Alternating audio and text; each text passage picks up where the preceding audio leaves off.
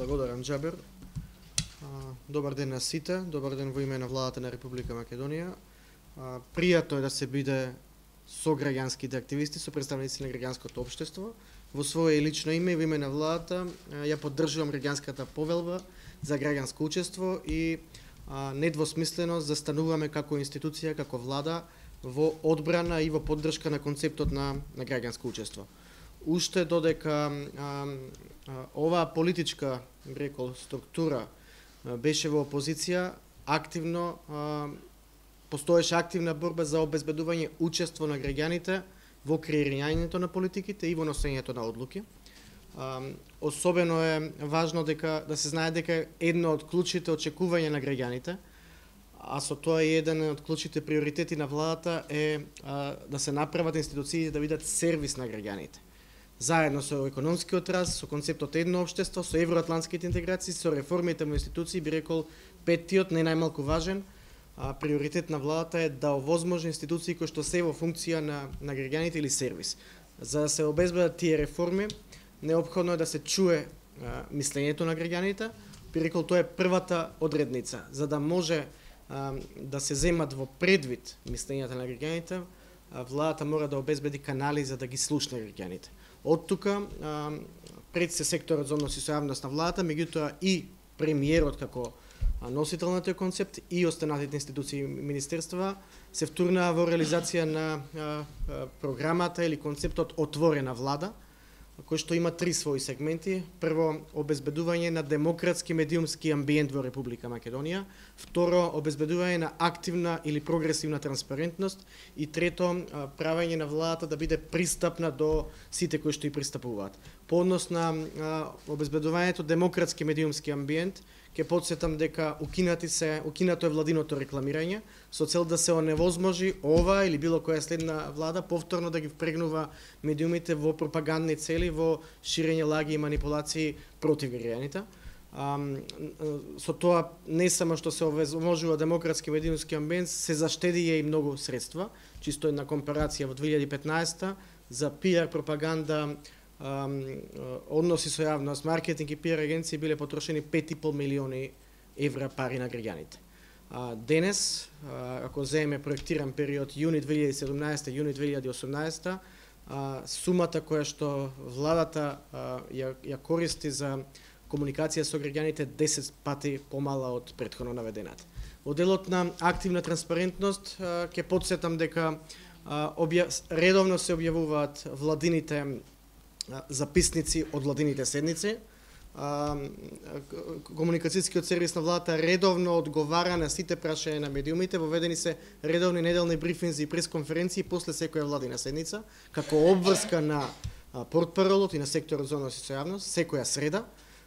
Поднатаму се објавија сите трошоци, лични службени трошоци во прва фаза министри, заменици министри и државни секретари. Сакам да најавам дека листата на функционери, носители на јавни функции кои што ќе ги објавуваат своите трошоци ќе се шири.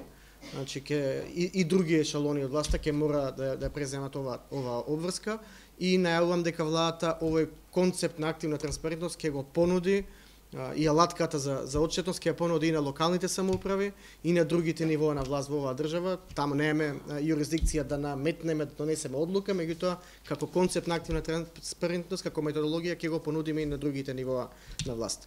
Во делот на пристапност, знаете дека владата ги декласифицираше многу од информациите кои што беа претходно класифицирани, ги декласифицираше за да се овозможи на сите заинтересирани граѓани, think tankoви, организации, заедници да имаат полесен пристап до информациите.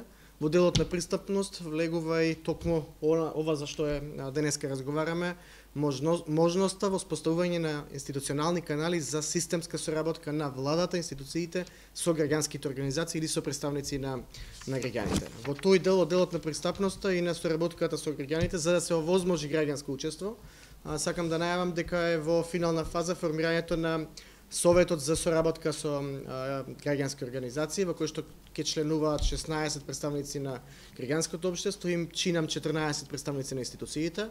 За подсетување, претходно имаше процес на меѓусебно гласање, че представниците на граѓанските организации самостојно беа избрани од редот на граѓанските организации, тие меѓусебно се спроведува систем на гласање. Се очекува на една од следните седници на влада и официјално овој совет за соработка меѓу владата и граѓанското општество да биде формиран.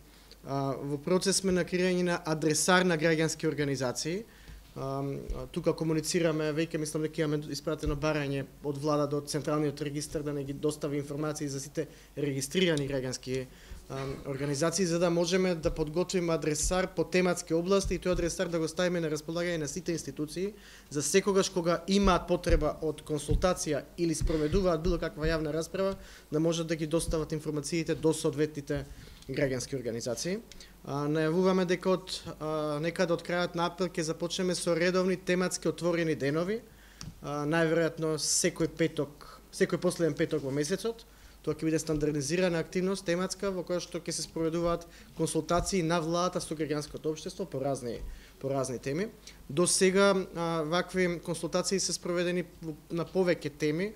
Централно од влада, агендата за транспарентност, агендата за отворена влада ја креиравме во консултација со граѓанското општество. Беа спроведени консултации со граѓански организации кои што се залагаат за транспарентност, се активни во борбата против корупција и со медиумските организации.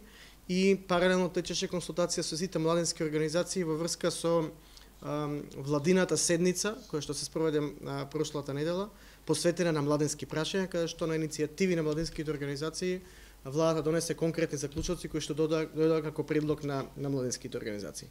Конечно, во тек е процес на отворење на јавна расправа врска со потребите од измена на Законот за здружение на граѓани и фондации.